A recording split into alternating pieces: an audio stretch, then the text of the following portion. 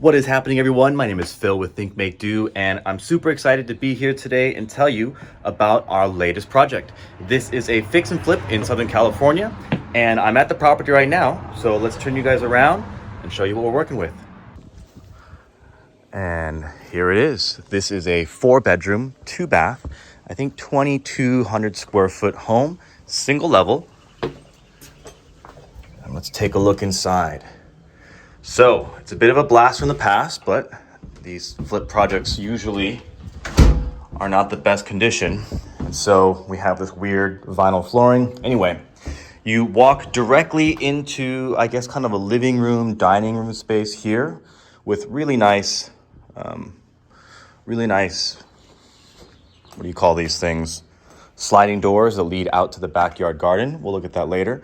This is what used to be, or I guess, is the dining space, and you walk into the kitchen through this door. Now, we've already started some demolition work, so sorry about that. You don't get the pristine effect, but there's a door here, right? So this is the main hallway into the kitchen. This is the breakfast nook, and you have kind of a U-shaped kitchen right here that we're currently dismantling. Now, a lot of this is gonna change, so I'll put up some graphics of the new layout and design as we go through this video. We'll just show you right quick here. There's a little step down into like this entryway thing. And then you've got this weird hallway with some built-in cabinets that lead into this add-on, which is, I think, like a great room, something like that. Obviously, there's a cutout here for a window into the kitchen. I guess this was the main kind of like TV living room space. It's got an awkward AC thing here and a old gas-powered heater as well. And you get to step up, and this was the dining room. So these are the common living areas, if you will, and we're gonna completely redesign this whole space and really try to make it open and a little bit more inviting for everyone with a brand new kitchen. So there's also a bathroom in here. Ooh. Okay, that is a heater. I didn't know that. So you have kind of, this is the main guest bath with the shower in the corner. This is one of the bedrooms. There's no lights, so hopefully you can see, with some built-in cabinetry or closet stuff here. So that's bedroom number 1. And then the weird stuff really starts to get interesting. So right here, this is your HVAC unit right here in the middle. You have a small hallway, a little linen closet here. And then you start to get into these bedrooms. So this is bedroom number 2 with built-ins and an ensuite small bathroom. So just a simple sink, toilet, shower. But then it is combined like a Jack and Jill style room with this walk-in closet area, right? You have 2 sets of closets on this side. And then you have a room, right? A pretty good sized room. And then you have another set of doors to this room, which also connects to the living room. So what we're going to do instead, we are going to turn this entire space here into a master suite or a primary suite. So this will be the primary bedroom. We're gonna wall this off, so all this closet space becomes primary walk-in closet. So that door is gonna no longer exist with access. We're gonna move this door over here and make this a primary bathroom. And you can see the layout we started to do with some of these cardboard cutouts. If you're doing your own layout, cardboard is really helpful to feel the presence of all the things that you want to have in here. So we have mapped out like a 6-foot, this is a 5-foot double sink vanity. We have something cut out to represent the minimum size of a toilet. Same thing with our shower base and a bathtub. So what you're gonna see when you come in from this doorway right here, you'll see the double sink vanity.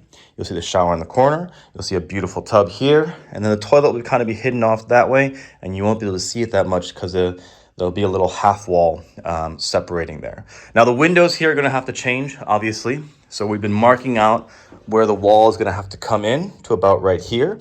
And that's because this shower space is obviously going to splatter everywhere. You can't really have the window here for it. And then we're gonna minimize the window now to just this space in front of the toilet. And then we're also unfortunately gonna have to cover this window up because our mirrors and our lighting system are all gonna have to go on this wall. So less natural light in this room, but definitely more functional as a shower. So that is the interior of this property. Let me flip this around. Here we go. All right. So let's take a look now on the exterior. Ooh.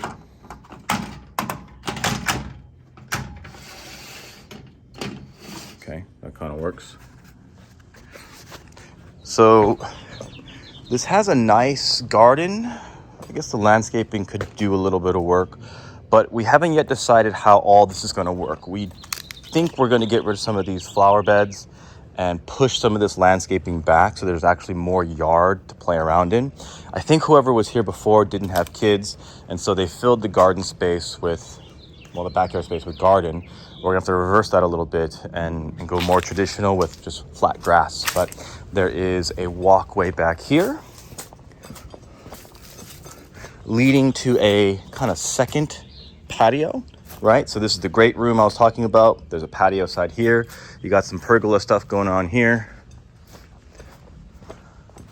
This is an entrance from the kitchen side, right?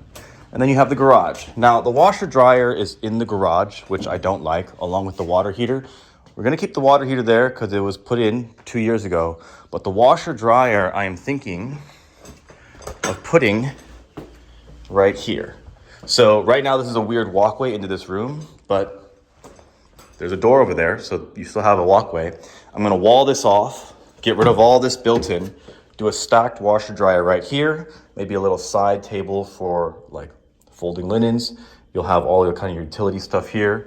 I'm gonna turn this into a very shallow depth kind of shelf system, like a pantry. So still have a pantry effect. And we'll do a little bench here for like a shoe bench, right? For you to come into this area, settle down, hang your coat, whatever. Similar effect, right? But just with built-in before you enter into the kitchen. Now this whole kitchen, like I said, is gonna be very, very different. Maybe we'll put that graphic up. And I think that's the tour. So that is what we're looking with. We've owned the property now for about a month and a half. I've been doing design work. We've been working with a consultant to figure out the best architectural layout for the kitchen and bath. Now that we have that, I'm modeling everything into SketchUp to give us the best ideas for exact placement. And then we are going to submit to the city with our permits and then start construction. So this should be maybe a 4, 5, at most 6-month renovation project. Like the last property we did, it's going to be more of a contractor-led property versus me doing the work myself. I just happen to be here today because I want to try and salvage some of these kitchen cabinets so they don't get destroyed in case I want to use them on another project somewhere else. So that's what I've been working on. Anyway, happy to have you guys along for this next adventure. Definitely like and subscribe if you like the content, and let me know what you think, what else you might want to see from this project, and we'll go from there. Take it easy.